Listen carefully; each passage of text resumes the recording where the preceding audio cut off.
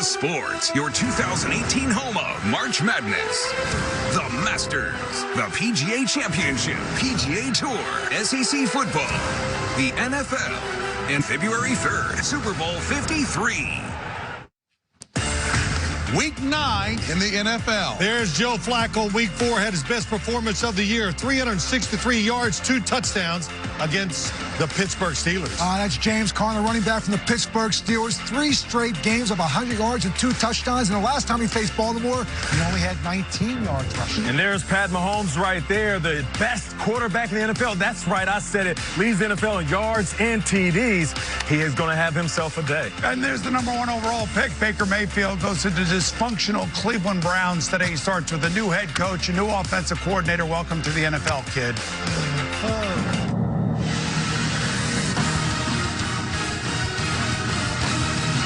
Stand by to move right. Ready, 1, take 1. Stand by to bring it back. Take 4.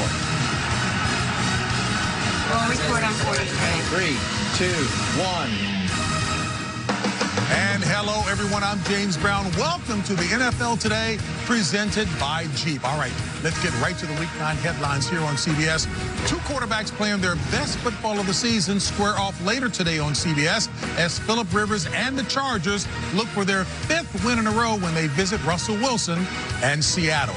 Well, the Hugh Jackson era has come to an end in Cleveland, and former defensive coordinator Greg Williams will be tested in his first game as interim head coach going against the high-flying Kansas City Chiefs. You know what? Looking for a good rivalry game? How about a great one? Since meeting in Week 4, the Steelers and Ravens have headed in opposite directions. But when these familiar foes face off, emotions always run high. Final score, Baltimore 26, Pittsburgh 14. Stick a fork in them, they're done. The Ravens take control in the division. Line drive, the kick is good! And the Browns beat the Ravens! Oh, no good! No good! A horrible, horrible decision by Joe Flacco. Connor gets the call. Touchdown, Steelers! You gotta be here! Unbelievable! The Steelers are winning. And here inside Studio 43, I'm joined at the desk by my football pundits. I hope I'm still friends with them. Bill Sims, Coach Bill Cowher, Nate Burleson, and Boomer Esiason. The Steelers' great offense going up against the Ravens' great D. So you want to know about the defense, is that Absolutely. Right? All right, well, let me tell you something about this Baltimore defense. They are really big up front. They're strong. They're not real fast. That's the weak part. That's why against New Orleans and the Carolina Panthers, they gave up so many yards rushing because they're not fast enough. But today, they don't have to worry about that because what did the Steelers do? They just run right at you. That plays right into the strength of the Baltimore defense. And you think about the Pittsburgh wide receivers, they're unstoppable. Well, I don't think so. When they play this Baltimore Ravens secondary, one of the best in the NFL, Brandon Carr having an outstanding year. And I'll tell you, the guy back here in the middle holding it together, Eric Weddle, safety, really playing well. What do you think about that, Coach? Well, I think that they better play well because this Baltimore offense has been struggling. When you talk about what they've done in these last 4 games, they've only averaged 19 points a game.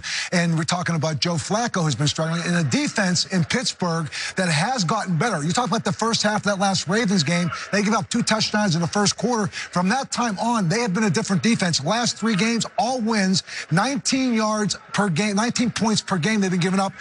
Baltimore Ravens, no starting. Both tackles are missing, and Bud Dupree and T.J. Watt could be a big factor being in the backfield against Joe Flacco. That's right, Coach. And you know better than anybody when it comes to this rivalry, it's about defense and running the ball. When it comes to the Steelers, running the ball is what they're doing. It's great, Coach. And James Conner, even though he has 9 TDs, right, that's more than Le'Veon Bell had all last year.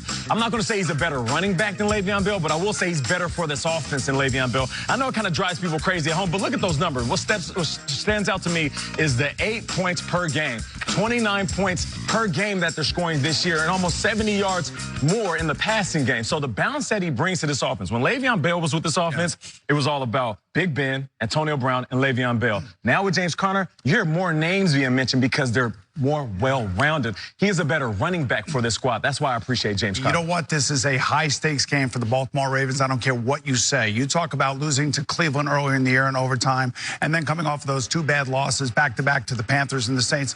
John Harbaugh has got to be thinking about 2019, and so does Joe Flacco, by the way. This is a game that is an all-in game. Now, we've all played in games like this up here. We know the meaning of this. Could you imagine Steve Bisciotti, the owner of the Baltimore Ravens, sitting in his owner's box, watching the Pittsburgh Steelers come in there and dismantle his team? That means he may be dismantling the whole thing starting next year in 2019. Wow, you are doom and gloom. Yeah, but you know what? It's a big picture game, and there is a lot riding on it for the Baltimore Ravens. Coach, when Phil asked you, how did you like that? It was like he was asking for a grade for his performance. He always opens the show with a chip on his shoulder, JB. Is that what it is? This is it. Yeah. And for more on this big AFC North clash between the Steelers and the Ravens, we go out now live to Baltimore and welcome in the Hall of Famer, Dan Fouts. He can answer all the questions. He'll be calling the game. So the question is, how will the Steelers D get pressure on Joe Flacco today, Dan?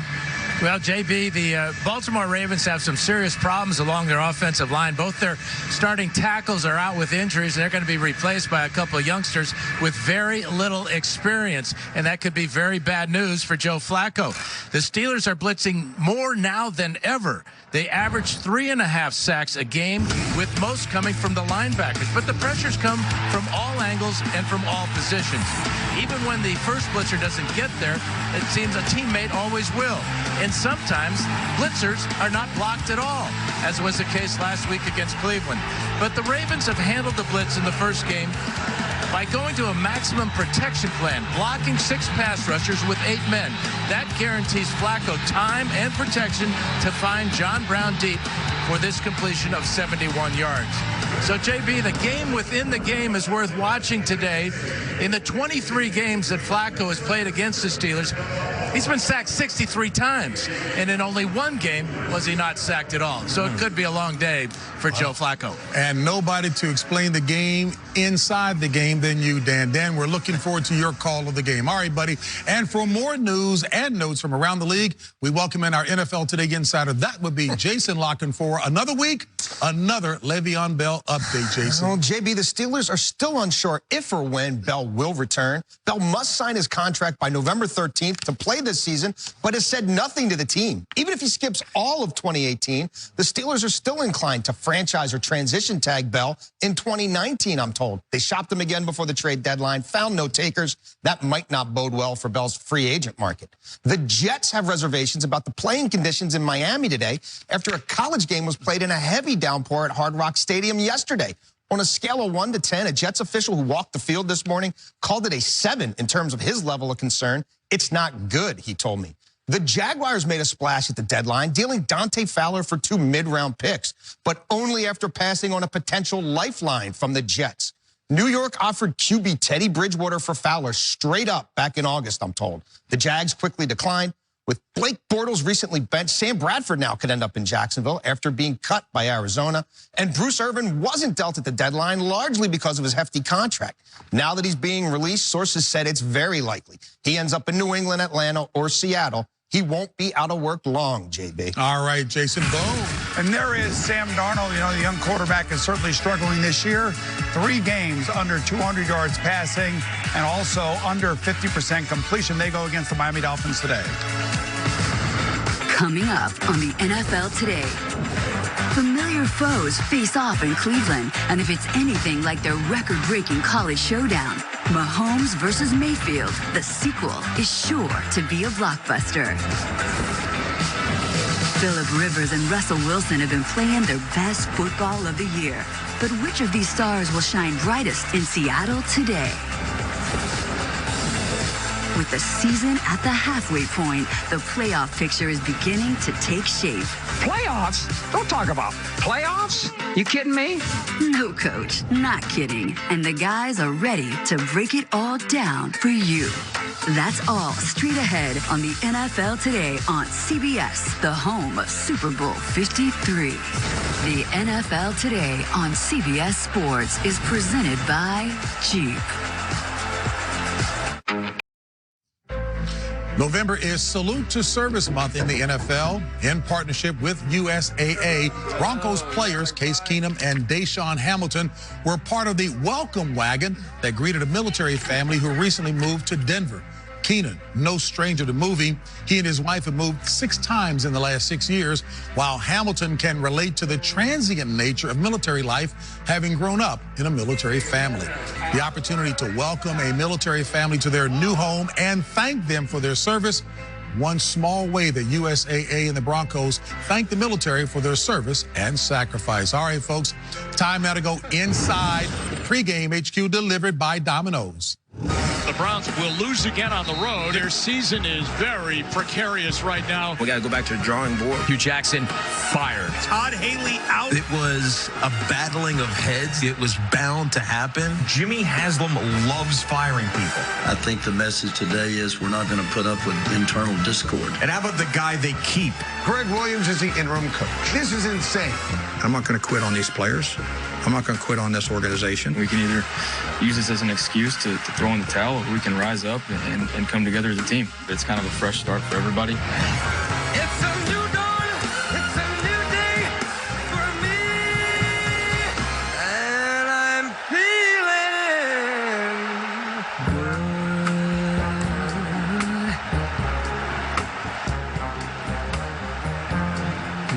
Well, it's another fresh start, if you will, at the coaching position in Cleveland. Check this out. Since 2002, the Browns have now had 9 different head coaches. That's compared to the rest of the AFC North, which have had 6 combined, and with each of those teams making just 1 head coaching change in the last 16 years. So the Gregg Williams era begins against a potent Chiefs offense today. You know, that's Jimmy Haslam right there on the right talking to Gregg Williams. And I would just say this, if I had a call to Jimmy Haslam, I would give him this bit of advice, having played there and coached there and knowing that fan base. You have John Dorsey, a GM, who's proven to draft people very well in his last couple of years. You've played Pittsburgh and New Orleans toe-to-toe.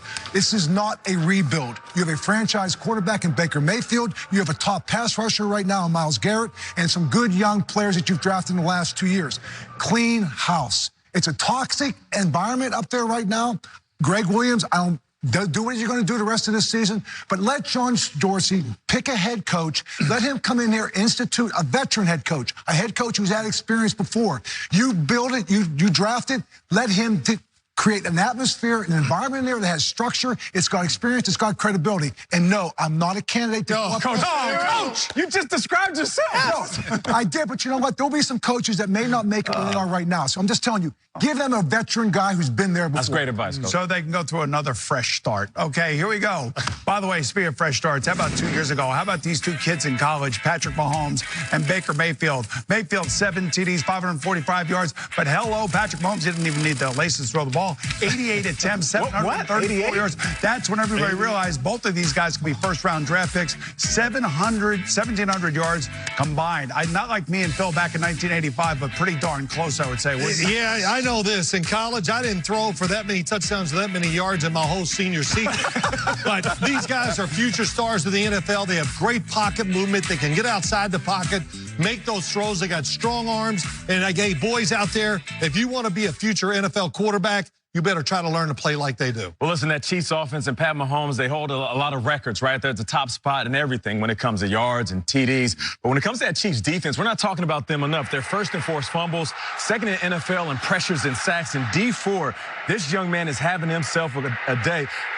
AFC Player of the Week, 8 sacks this season. That's second in NFL. So he's one of those anchors. He's going to be one of those guys that will make a difference in the game today. So Baker Mayfield and that offense, they better watch out for this young man. Not only based on the substance of what Bill Cowher had to say, how do we know he was real serious? His chin was out there. It was like no question about that. Hey, folks, in another 1 o'clock matchup right here on CBS, the Jets and Sam Darnold look to avenge a Week 2 loss to the Dolphins. Well, I tell you, Sam Darnold, I think the coaching staff needs to find a way to give him some easier throws to get his confidence up. He does have a couple of his wide receivers coming back today.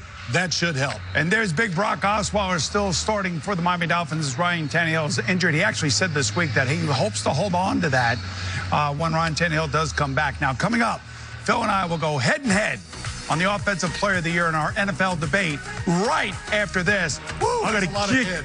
You know what? Let's get it done, boys.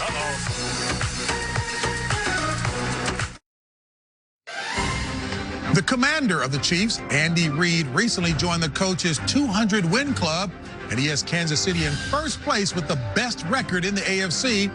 That is 7-1 at the midpoint of the season.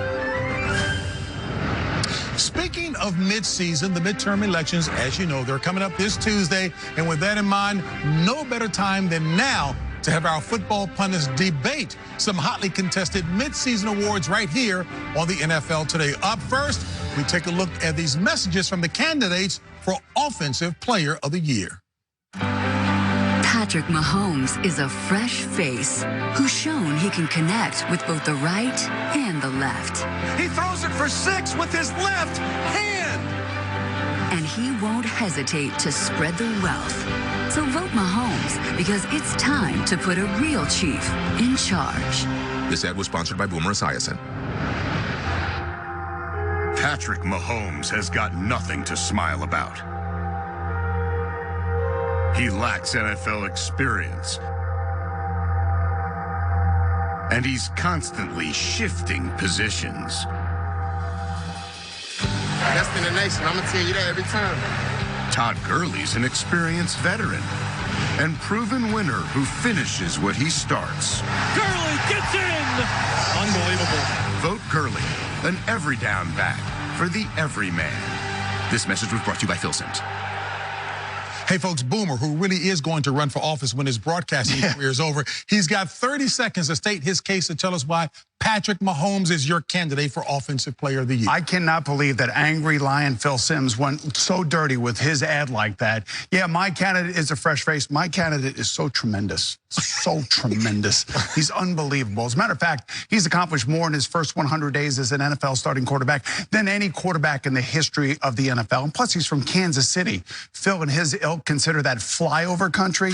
Let me tell you, this is the heartland of America, and he's the heart of the Kansas City Chiefs. And by the way, Mr. Phil Simms, let me ask you, would you rather have a great young quarterback leading your team or a great young running back? My candidate has made the NFL great again. Is there any doubt who Boomer Esiason was channeling in that debate there? All right, Phil, you are supporting the guy Todd Gurley, not Gurley, Gurley. You have 30 seconds to do that, and you're going to channel Todd Gurley. Well, I am, but first off, I'm going to say my candidate is huge. You know what I'm saying? He's huge. But you know what?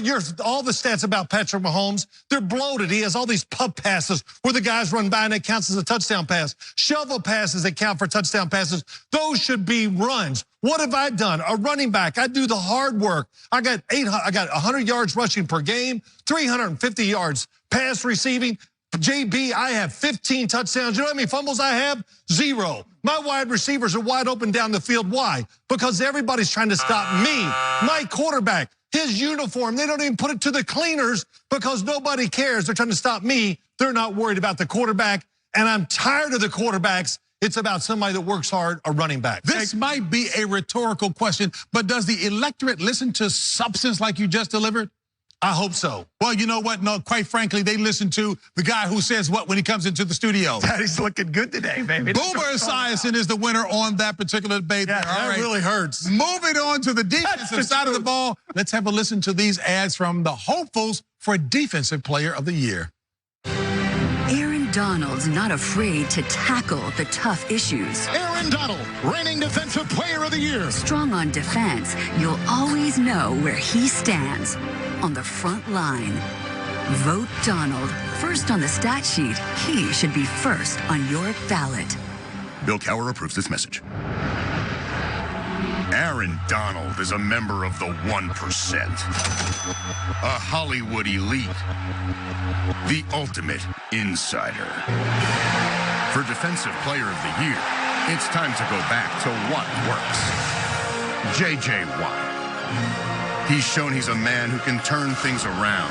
Let's go! Let's go! So vote for Watt, an inspiring choice. Nate Burleson is responsible for the content of this ad. Hey, big props to Tia and Adam Zucker, who did the voiceovers of those. They were excellent. Coach is backing Aaron Donald. He's got 30 seconds. You know, talk about candidates. What's one of the most important elements to have? Dependability. And you know what? Aaron Donald has not missed a game due to injury in his 5 years. J.J. Watt has had some injury issues in his recent years. But then let's talk about the game on the field. He leads, that being Aaron Donald, league with 10 sacks, playing inside. This guy is on the defense that's ranked number 6 in points allowed. Most disruptive man in football on the defensive side of the ball. And you know what? He's from Pittsburgh, the heart and soul of hard working. You know what? Aaron Donald, he can be an offensive player of the year. He's the best player in the National Football League, offense or defense. I must admit, like Phil Simms, substantive argument. How can anybody argue with that? But let's see what this guy has to say about J.J. Watt. Nate. Well, here's the deal. When it comes to the Rams offense, they put up so many points that opposing quarterbacks have to throw the ball. And make no mistake about it, Aaron Donald has more opportunities to get sacks. Now, let me be clear. When it comes to the Texans running game, against running backs, they're averaging just 3.6 yards. That's 3rd best in the league, while the Rams are 5th worst in the NFL. We're talking 8 sacks, 4 forced fumbles, and 10 tackles for loss. Can he do it again? Defensive Player of the Year 4 times. That's an NFL record. Yes, he can. You know what? I would hate that this would be a referendum on that which is not necessarily substantive. Bill Cowher had a strong argument, but you know what? The millennials, they love you. Your imitation of Barack Obama, just like Boomer did with Donald Trump. How can you argue against that? Nate is the winner with that. Thank you. How can you argue? Well, I have stats. You can't let the personalities, the approach dictate this outcome, JB. Stats are important. Well, you know what? Coach just provided a nice segue to say this. Our guys have had their say on who the candidates should be. They've picked, I've picked the winners, in my opinion. But we want to hear from you, the fans. And here's your chance to exercise your right to vote. Head to @NFL on CBS on Twitter to cast your ballot for offensive and defensive players of the year. And I'm not even going to sit next to you today. I'm looking at Bill Cowher's face. Hey, Patrick Mahomes supporters have made their way to Cleveland as he gets ready for his big game today against the Browns.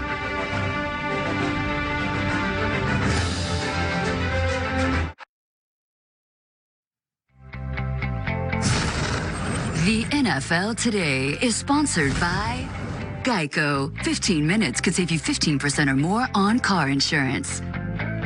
WeatherTech, the ultimate American-made vehicle protection. And by the all-new 2018 Jeep Wrangler. On Tuesday, the Chargers invited families from the Pediatric Cancer Research Foundation to Hoag Performance Center for a fun and safe night of trick-or-treating and player meet and greeting to celebrate Halloween. And later today, the Chargers and Red Hot quarterback Phillip Rivers aim to extend their 4-game winning streak when they roll into the Pacific Northwest to face the equally hot Russell Wilson and the Seahawks, who have won 2 in a row. Chargers, Seahawks, 4:05 Eastern, right here on CBS. And time now for Golden Moments, brought to you by McDonald's as we send it over to Coach and Phil. Yeah, thanks, JB. You're talking about one of the most interesting games of the week, and you're talking about that LA Chargers team coming off the bye. They get Melvin Gordon back, but their quarterback has been red hot. Quarterback's red hot, could be an MVP candidate this year. But when you talk about the Chargers offense, they do everything. First, you got to start with the power run. Here comes Derek Watt across, gets the kick out block. Look at the hole. The offensive line smashes it down, and there goes Melvin Gordon for a big run. Now you're backed up. You're worried about pass protection. So let's give some deception to the defense, and let's have 8 blockers inside while we send 2 receivers deep down the field. And once again, we've seen this a lot this year. Phillip Rivers over the top to Tyrell Williams for a big gain. Now, deception. Get the defense thinking. Find ways to get easy completions to Keenan Allen, top of the screen. We're going to fake the sweep or the reverse by Benjamin, fake it to the running back, and look at Keenan Allen. As you look at the defense and you're Phillip Rivers, nobody in the middle of the field. That's what I call an easy completion. And you can see why this Chargers offense is so hard to stop. They do everything well. The offensive line is having a good year, Bill. And what about what you're going to talk about on the offensive side? The Seattle Seahawks, I give a lot of credit to Pete Carroll because he changed his philosophy after the first 2 weeks. They were 0-2. They've been 4-1 in these last 5 games. What was the change? run the football. 19 times the first 2 games, 36 the last 5. What does that lead to? More production with the quarterback through the air, through the play action. Helps the lineman pass block, because look at the other one. First 2 games, 12 sacks. He would never have lasted the season. Pete Carroll changed philosophy, 9 in the last 5 games. Watch the lineman right here. Watch him work with a hat and a hat. Moving the line of scrimmage. Chris Carson right here, running tall, running strong, and you will always see him fall forward. He's a very punishing style of runner. And what they do then? Let's bring in a 6th offensive lineman. George Fant, right there. He's a tight end, but he's a lineman. Look at the line of scrimmage. Hat in a hat. And you always got to be ready for Russell Wilson. Does he have it? Does he doesn't have it? Just a little bit of indecision right there. Run over the man. And if you're going to do that, what does that set up? Play action. Play action is the best. 6 offensive linemen. There's the most dynamic pass rushing. The Rams. Oh, how good. Nobody in the pocket. 2-man route. Tyler Lockett, all the field to throw to. That's why this offense is good at home. Pete Carroll, give him a lot of credit. After 2 weeks, he said, you know what? This ain't going to work. That's going to run in the football. They're 4-1 in their last 5 games. Should be a great matchup. A few more interesting matchups as well, JB, later on this afternoon. All right, to 2 very quiet and patient guys over there. We'll keep the conversation going right here, but we'll kick off just about a half hour away. Time to set the scene at your game as we take you out first on the field with the latest news and updates on your matchup. And as we mentioned, many of you will see Philip Rivers lead the Chargers into Seattle to face Russell Wilson and the Seahawks. Others get J.J. Watt and the Texans against Von Miller and the Broncos. That comes your way at 4 Eastern, 1 Pacific right here on CBS. Boom! Yes, man. Go ahead, take it away. I got to tell you something. You see how Coach Cowher just goes crazy over the running game in the Seattle Seahawks? Gets excited. But I have to tell you that the Houston Texans are doing the same thing in the AFC that Seattle's doing in the NFC. Over the last 5 games, they've won 5 in a row. Why? They're averaging 32 rushes per game. They're kind of taking the ball a little bit out of Deshaun Watson's hands. And why are they doing that? They want to protect him. Early in the season, he was getting sacked. He was getting hit. And now he's standing in there. The play action, just like with Russell Wilson in Seattle, is starting to work for the Houston Texans. This is a huge physical game against the Denver Broncos today. And what do the Broncos do? They rush the passer. That's right. So run the football, use the play action against that aggressive defense. Yes, the run game is there. But in those highlights that we just showed you, Will Fuller was the last play that we showed, and obviously we know now that he's out for the rest of the season. So a big-time pickup for these guys is Demaryius Thomas. You have to imagine the situation he's been in his whole career, playing Batman, where he feels like every single game he has to save Gotham City. Now he comes in where he's in a position, now he's Robin to DeAndre Hopkins' Batman. Now, if you've been a #1 wide receiver your whole life, and all of a sudden you're going in, now you're facing 2nd tier, 3rd tier, maybe even 4th string DBs. That means every time you get on that field and you line up, you're looking across from you, you could cook these guys easily. Demaryius Thomas could be rejuvenated, and he could have a better season than he's ever had. You're like my Robin, but I will say this. How weird is it for Demaryius Thomas? He gets traded, very rare that you get to play against your former team the next week. That's right, and he's going to show up and show out. And there's another guy that shows up and shows out. 4 touchdowns in the last 3 weeks, nicknamed Cheetah. He says he's the fastest in the league. I guess he's going to show us today. The NFL Today on CBS Sports is presented by Jeep.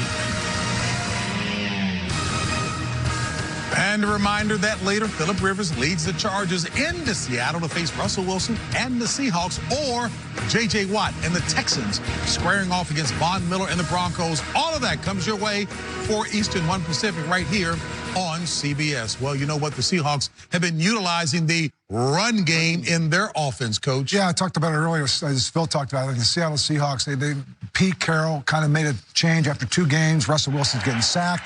And now they've gone to like this Chris Carson, and he's just been a big part of this offense. Davis and Penny, and I love what they're doing with Russell Wilson. 6 offensive linemen are part of their package. Right. And I just what they've done is they changed philosophically. And you think about it too, in these last 9 games, they got 6 of them at home. Yeah. They got 6 home games, and we know how tough it is to play up in Seattle. Yeah, Seattle's one of those teams that you can't count out for the simple fact that Russell Wilson is one of the best to do it. But on the flip side, when you look at the team that's coming in, the Chargers and their running game, Melvin Gordon doesn't get enough credit for what he brings to the table. I remember when I was playing for the Seahawks, and we had LaDainian Tomlinson coming in to Seattle, and it was was a call for everybody, offense, defense, special teams, and more importantly, that 12th man. So this is a call to everybody in Seattle. If you want to beat the Chargers at home, you're going to have to bring everybody. 12th man is going to have to show up big and try to rattle this offense. Who really doesn't get rattled off because Phillip Rivers is having himself a season. You know, I would just say this. Seems like the Chargers haven't played at home in 2 months. Yeah. Seems like they've been on the road forever, and certainly this is going to be one of the toughest road games because Seattle, as Nate just pointed out, is one of the most difficult places to communicate as an offense. Yeah. But when you have a veteran quarterback who Phil also pointed out is having an MVP-type year, this is where you lean on that experience. This is where you go in there. You can handle the silent count. You shouldn't have all the problems with your offensive line. And the great thing about Phillip Rivers, and I think Phil and I both can agree on this, that when he makes a decision, he gets rid of that football. He lets it go. You know, there are a lot of things. The Seahawks, 37 rushes a game the last 5, just to make your point, though, Bill. But this offseason came around, you know, you watch all the moves and what's going on. And I thought, man, there's something wrong with Pete Carroll. He's lost it. He fired all of his coaches just about. He brought in all new players. And I'm thinking, well, that means there's a total rebuild. They're going to have nothing going on. And look what he's done. New offensive coordinator Brian Schottenheimer doing what Pete Carroll wants. New defensive coordinator was there before, Ken Norton. But the biggest thing of all, the offensive line, which we've been complaining about everybody for years. Right. When you watch them play now, you can hear the offensive linemen hitting the defensive linemen. One of the big reasons why they're running the football so well. And coaching, Mike Solari, the new offensive line coach, it's a big deal. Coach, which means, as he was saying what he thought was going to happen, coaching is important. Yeah, and it helps the defense as well. You talk about running the football, so I think there's been a trickle-down effect to the defense as well. All right, so meanwhile, Deshaun Watson is looking to keep the Texans train rolling as well, Fiedler. Well, you know, I got to go back to one real quick point about the other game. You know, the Chargers, have you seen their offense? I'm loving this. It's unbelievable. They do everything. They got it moving around. It's hard to find out who's got the ball. And the coordinator there is Ken Wisenhunt. Bill, I don't remember him being so creative there when he was with you in Pittsburgh. And what's happened? Did you suppress him or? Thank you, Phil. No, I thank you for that segue. And I'm going to talk about the Houston game. Okay, go ahead. But you know what? We talked about this offense: Demaryius Thomas, DeAndre Hopkins. But on the other side of it, we talked about J.J. Watt and Jadeveon Clowney. That's right. Have been very, very disruptive. And you're talking about in terms of not rushing the quarterback, but even defending the run. They've been getting all over him. And I mean, this defense has played really well. You know, some pretty good players also on the other side with Denver. You know, Von Miller's having a good season, quietly kind of going under the radar because Denver's 1-5 in the last 6. Yeah, and that Texans offense, similar to what you're saying about the Chargers, the movement pre-snap. When you see the formations, that's when they're at their best. When Deshaun Watson can identify the coverages by seeing the movement and seeing who's following his receivers and skilled players, that's when they're good at what they're doing. Remember I was talking about John Harbaugh under pressure? That's Vance Joseph for the Broncos. You know, they're already openly talking about who his replacement's going to be. I don't think that's fair right now. I would just say this. This is not going to be an easy game for the Houston Texans. This is going to be a physical game, and Von Miller and Bradley Chubb are going to make it tough on Deshaun Watson. Why? Because they're athletic enough to get after that young kid. Guys, I have to bring this up. People ask me all the time, how does Coach Cowher stay in such great shape? And this is it right here. Yeah, baby. I mean, you know, they ask where you get the muscles from, but where do you get the chin from? Yeah, well, you know, no wonder you can talk I'm holding dumbbells right there. You see, so I got dumbbells just so adding weight. I have a different question. Do we like it when Phil Simms goes rogue when that wasn't what he was supposed to do, but he had to get a shot in? Just want to know that, you know, you suppress people. I suppress people. That's what you're saying. Coach, we'll see you back here, 4 Eastern, 1 Pacific on CBS.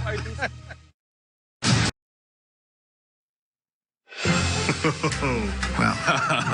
Man, a lot of great memories. There's a man open. Touchdown, Pittsburgh! Hines Ward! As long as you're carrying this trophy home, you've done your part.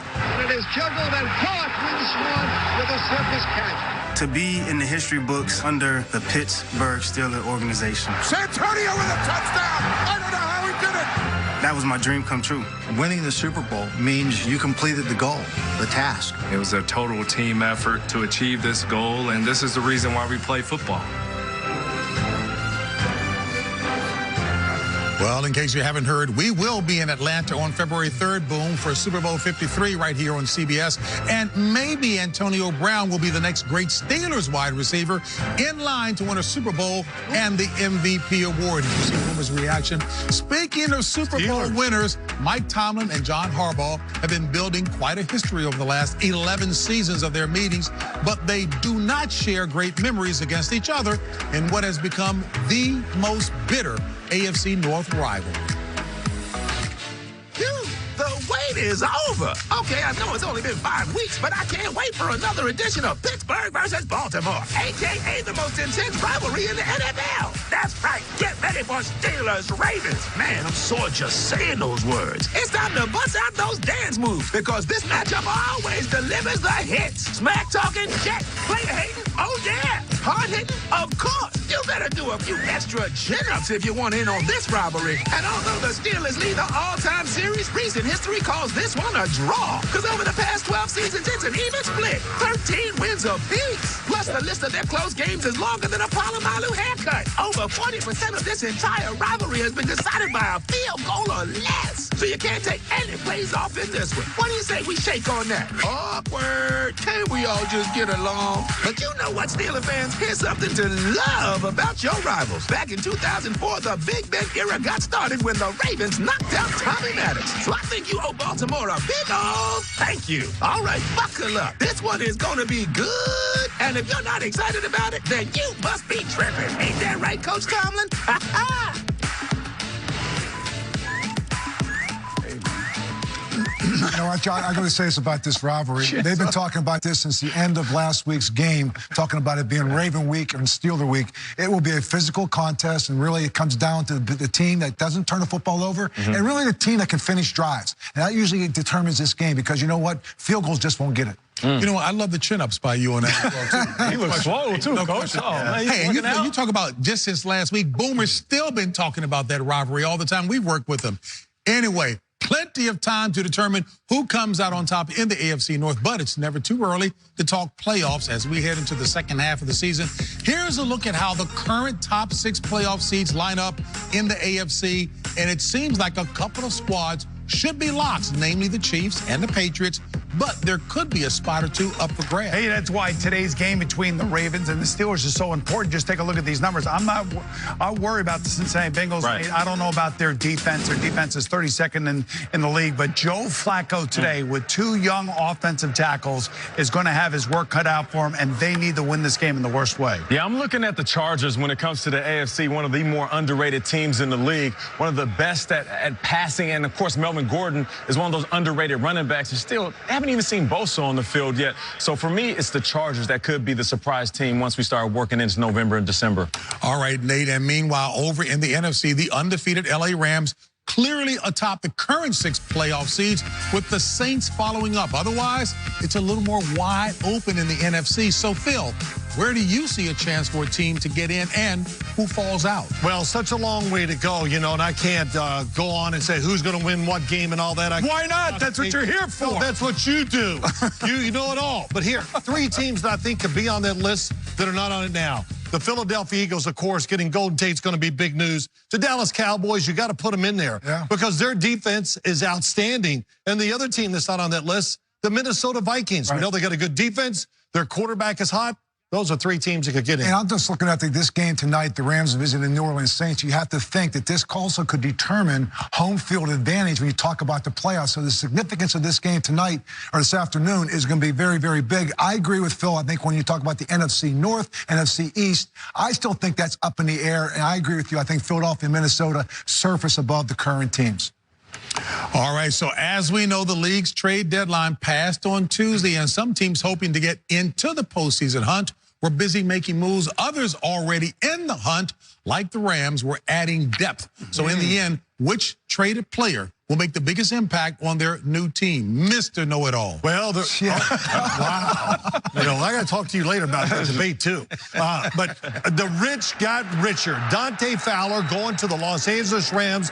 They are just, why did they get him? Because they need a guy that can rush from the outside. They have 3 defensive tackles on their defensive line. Brockers and Ndamukong Suh and Aaron Donald. So that speed guy on the outside, just think what that's going to do to Aaron Donald. That's going to open it up for him more, and he won't be double-teamed as much, which is a big deal. I think it was a big get, and I agree with you, particularly helping that line. But I'd say Demaryius Thomas, when you talk about a guy going to a team and having an opportunity, you mentioned it earlier, Nate, Will Fuller went down. Yeah. Demaryius Thomas now gives you a guy along with DeAndre Hopkins.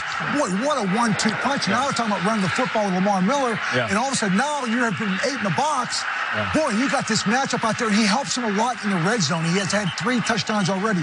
Size guy to go along with DeAndre Hopkins, I think he makes a tremendous impact for the Houston Texans. Yeah, certain trades were made to get ready for the future. Other trades were made to get ready for right now. You look at the Eagles in acquiring Golden Tate, one of the best yak receivers of the last decade. So we know what he can do when the ball is in his hands. And the Eagles, their leading receivers, tight end Zach Ertz. So, of course, they're going to come in right away and try to get him involved. Dealing with certain injuries at the skill position, he's going to be one of those guys that Carson Wentz loves, especially when he gets outside that pocket. And I texted Golden Tate earlier. I said, so what are you feeling about this trade? And he texted me back and said, they're a tight-knit group. They love to work, and they just want to flat-out win. So he could get himself another Super Bowl. I'm going to say the Dallas Cowboys and Amari Cooper. Now, they feel like they have a #1 receiver, Phil. I know you don't feel that way, but they feel that way. And that's all that really matters. And reading and listening to Dak Prescott the last 11 days since Amari Cooper got there, he's a quick twitch guy, kind of like you are, Phil. And the thing about it is quick twitch guys at the wide receiver position are exactly what they need. They need a guy to get down the field, open the field up. Hey, Ezekiel Elliott basically said, hey, this is going to be great for our offense. Only time will tell, but I think it's a great addition. I'm only quick twitch when I'm talking about Boomer. No, you're quick itch. You're always scratching your butt. Time now for a quick round of Believe or Make Believe, spotlighting 2 other big showdowns in Week 9, and the first one goes to Phil and Boomer. Up first, if the Rams beat the Saints today, they will go undefeated this season. Believe or Make Believe? Wow. Who's going first? All right. I guess I'm up first again here. I don't believe they'll go undefeated, and I don't think they'll beat the Saints down there today. One, the crowd. The Saints run the ball. They have a very diversive and complicated run game, the Saints do. You like the run game, don't you? Yeah, I do. Rams don't run the ball. I had one that helped me win Super Bowls. But that run game, controlling the clock, is going to be the reason why the Saints beat the Rams today. I don't want to debate him anymore. I agree with him. Oh, my God. I agree with him. I think the Saints are going to win today. Up next, last week's tough 2-point loss, Coach and Nate, to the Rams will inspire the Packers this week and lead them to a victory in New England Sunday night against the Patriots. Believe or Make Believe? No, I don't believe that. You're in Foxborough. You're playing against Tom Brady. I used to sit on the sideline and watch Aaron Rodgers, and he would pump fear into me because I knew he was going to take his team down and win. He's going to be sitting on the sideline looking at Tom Brady, and they're going to pump fear in Aaron Rodgers. Only one of the first times where he's going to sit back and see somebody else better than him. Fear in Aaron Rodgers? Did you see him last week? If you had to go on the field last week, he was taking that team down. Aaron Rodgers is going to go up to New England tonight, and he's going to win this game. Because you know what? He's got unfinished business from last week. And I love Aaron Jones with the running game. Still mad about the debate. That's why. You shouldn't have won the debate either. Wow, fear in Aaron Rodgers. That doesn't even sound right. Hey, let's turn to the NFL Today picks presented by FedEx. Upset specials for Week 9. Oh, shoot. Who do I got? I forgot. I got the Texans. Houston Texans. I think they'll win today. I've got Pittsburgh. Of course you do. I mean, shocker. They're not. I mean, I don't see Pittsburgh getting swept. I can tell you that. Yeah, I got the Texans as well. Demaryius Thomas talking to his squad, his new team playing for him, beating up on the Broncos. Yeah, Drew, I know who I have. I have the Saints. Some of us have to be reminded. I do not have to be reminded. I will take the Saints. Y'all made me change my pick. That's why. I forgot. I had another game. And a reminder, go to NFL.com/FedEx. Cast your vote for the FedEx Air and Ground NFL Players of the Week. And don't forget to follow along and see all of our weekly picks at CBSSports.com/FedEx. Hey, folks. Kickoff is just a few minutes away. Coach, you know what? Before we go, Coach, you always talk about it's the ground attack that balance. It's balance, JB. You got to have balance. And there's Joe Namath. I mean, my gosh, Don Shula. Wow, 2 legends on the same field. Love it. How can you not love that? Football's great. Boy.